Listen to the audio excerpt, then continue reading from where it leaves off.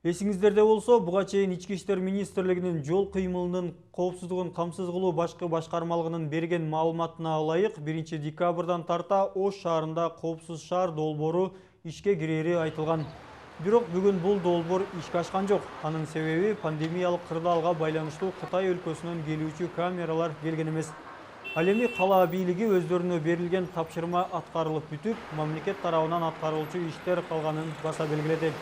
Ал эми Ош шаардык жол коопсуздугун камсыздоо башкармалыгынын айтымында 2-3 күндүн ичинде патрулдук милиция ишке киргизилет.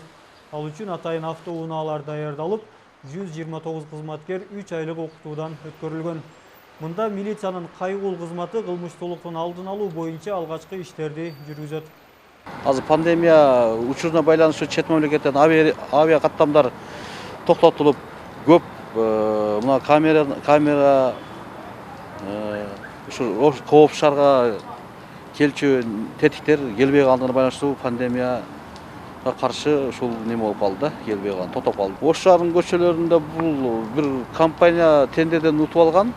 Азыркы учурда Ош шаарынын аймагында көчөлөрдүн кесилиштерине жол белгилерин коюп, аягына чыгып калышты, аягына жол белгилерин коюп.